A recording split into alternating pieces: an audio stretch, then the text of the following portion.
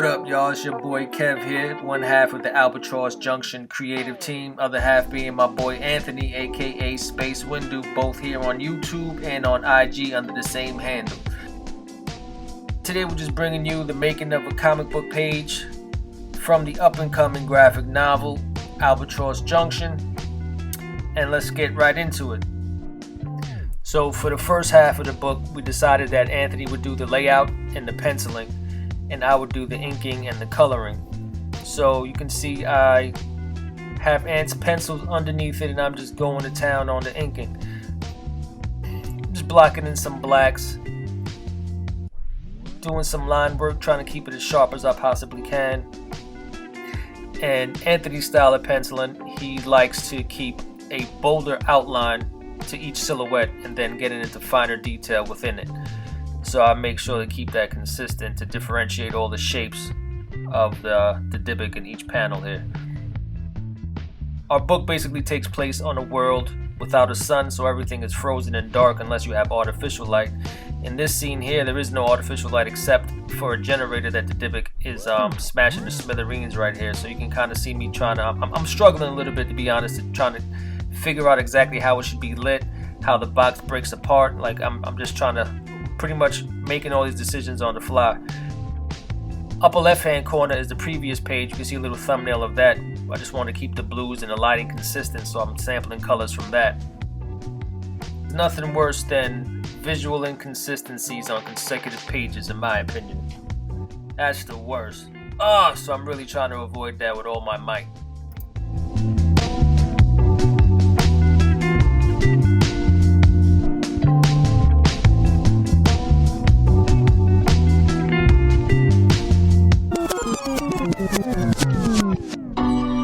So during this whole process, I realized that I might actually have some coloring ADD. I just can't stay on the figure for too long. So you see me get to a stopping point on the bottom, and I go right to the middle.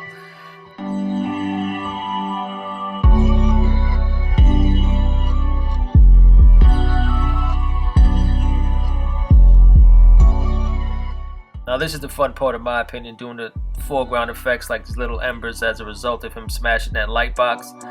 Just the shock coming out of the electrical shock coming out of his hand. And then you'll see later that I revisit this because I kind of OD on just these type of effects. I can't get enough.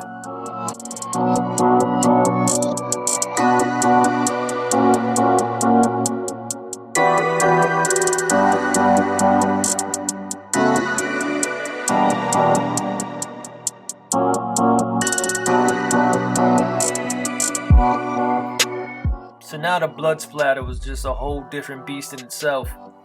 We had conversations of, he's slashing away so violently at these guys that were camping, and it's so cold, that there's no sun anymore. So it's about an average of negative 150 degrees. So we came up with the idea that the blood that's squirting and spraying all over the place kind of freezes. It kind of turns into like icicles mid-flight. So I started to kind of like block in the little shapes of icicles at the end of the icicle shards at the end of the blood here, just as a reminder to go back later and come up with an effect to make that clear to the viewer.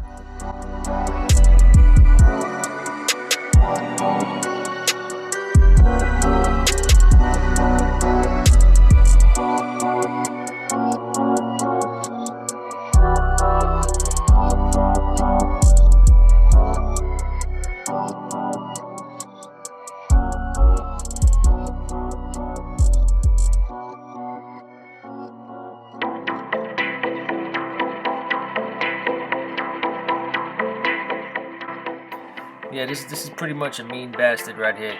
If you don't know, the Dybbuk is an evil spirit in Jewish folklore. And the word Dybbuk itself is from an ancient Hebrew word that means to cling, and it's a malicious spirit that attached to an object like a box until someone releases it. So, as a dark sense of humor, Donovan and Dobbs kind of call it the Dybbuk because this thing grew in their secret lab, broke out of its box, and it's just like a ghost in Albatross Junction. It's just wreaking havoc on the junction itself. So it's like, they're just like, oh, the Dybbuk, like that, like the pod that it grew in is almost like a Dybbuk box that just brought nothing but bad luck.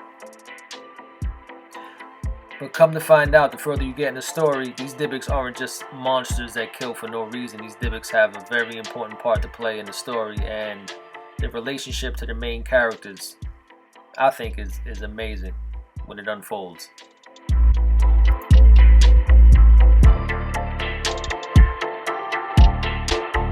Yep, here I go back to the embers. I told you I was gonna OD on the embers and the electrical effects of this box being smashed to bits.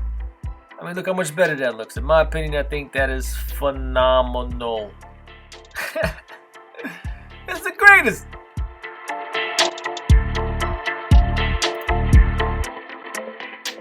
I definitely took a page out of Frank Miller's book with that stark white silhouette of the boot in the Dybbuk's mouth. I just thought that just brought it home better than fleshing out an entire leg, no pun intended.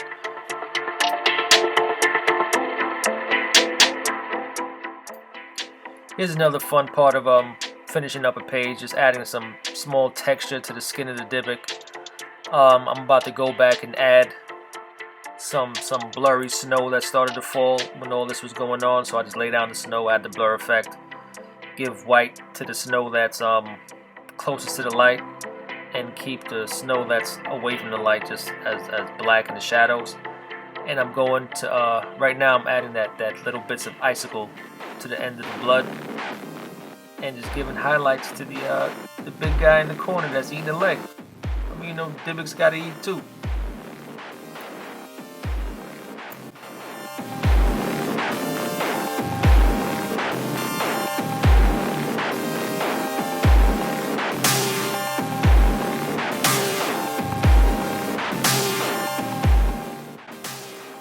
Adding little details like the saliva hanging from the teeth is always fun. It always brings it together, drives it home.